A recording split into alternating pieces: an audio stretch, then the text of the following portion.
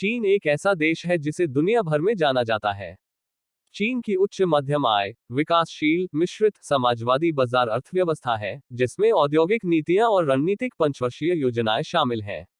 ये नामात्र जीडीपी के हिसाब से संयुक्त राज्य अमेरिका के बाद दुनिया की दूसरी सबसे बड़ी अर्थव्यवस्था है और वर्ष 2016 से दुनिया की सबसे बड़ी अर्थव्यवस्था है।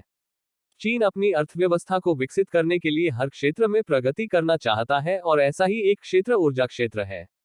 ऊर्जा क्षेत्र है दुनिया के सभी देशों के लिए एक बहुत ही महत्वपूर्ण क्षेत्र। ऊर्जा क्षेत्र के बिना हमारा जीवन नीरस हो सकता है।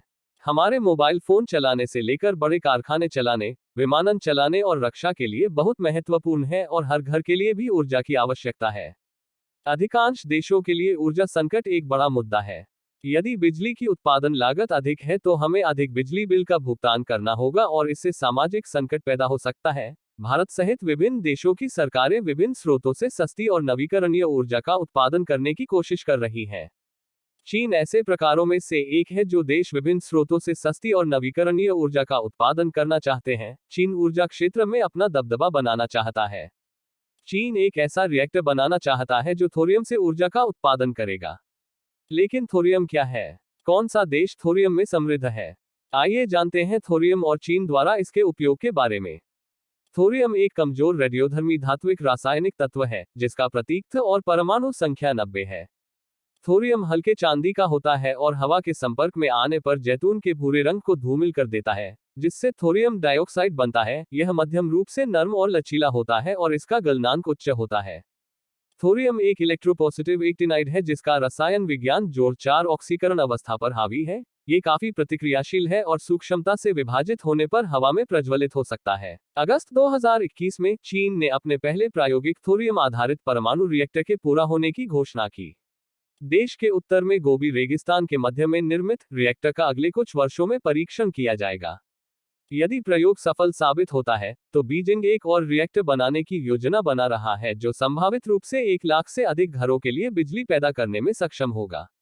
आयरन और यूरेनियम की तरह थोरियम भी प्रकृति का मूल तत्व है। यूरेनियम की तरह इसके गुण इससे परमाणु श्रृंखला प्रतिक्रिया को ईंधन देने के लिए उपयोग करने की अनुमति देते हैं, जो बिजली संयंत्र चला सकते हैं और बिजली बना सकते हैं अन्य चीजों के बीच। थोरियम पृथ्वी की परत में यूरेनियम की तुलना में 3 गुना अधिक प्रचुर मात्रा में होने का अनुमान है और है दुर्लभ पृथ्वी धातुओं को निकालने के उप उत्पाद के रूप में मुख्य रूप से मोनाजाइट रेत से परिष्कृत किया जाता है। थोरियम की खोज 1828 में नॉर्वेजियन शौकिया खनिज विज्ञानी मोर्टन ट्रेन एस्मार्क द्वारा की गई थी और स्वीडिश रसायनज्ञ जॉन्स जेकब बर्जेलियस द्वारा इसकी पहचान की गई थी, जिन्होंने इसका नाम नॉर्स देवता थोर के नाम पर रखा था। इसका पहला अनुप्रयोग 19वीं सदी के अंत में विकसित किया गया था। 20वीं सदी के पहले दशकों के दौरान थोरियम की रेडियोधर्मिता को व्यापक रूप से स्वीकार किया गया था। सदी के उत्तरार्ध में इसकी रेडियोधर्मिता के बारे में चिंताओं के कारण थोरियम को कई उपयोगों में बदल दिया गया था। अब थोरियम के कुछ तथ्यों के बारे में चर्चा करें। यूरेनियम की तुलना में थोरियम प्रकृति में अधिक प्रचुर मात्रा में है। यह विखंडनीय होने के बजाय उपजाऊ है और इसका उपयोग केवल पुनर्चक्रित प्लूटोनियम जैसी विखंडनीय सामग्री के साथ मिलकर ईंधन के रूप में किया जा सकता है। थोरियम ईंधन विभिन्न प्रकार के परमाणु रिएक्टरों में उपयोग के लिए विखंडनीय यूरेनियम 233 का उत्पादन कर सकता है। पिघला हुआ नमक रिएक्टर थोरियम ईंधन के लिए उपयुक्त है क्योंकि सामान्य ईंधन निर्माण से बचा जाता है। थोरियम के अद्वितीय गुणों को प्राप्त करने के इरादे में चीन अकेला नहीं है। अतीत में भारत, जापान, यूनाइटेड किंगडम, संयुक्त राज्य अमेरिका और अन्य देशों ने परमाणु ऊर्जा में थोरियम के संभावित अनुप्रयोग पर शोध के लिए उत्साह दिखाया है। इस धातु की आकर्षण प्रमुख परमाणु ईंधन यूरेनियम के लिए अधिक प्रचुर और कुशल विकल्प होने की इसकी क्षमता है। थोरियम की तैनाती को चुनौतीपूर्ण बनाने वाली कई आर्थिक और तकनीकी बाधाएं हैं।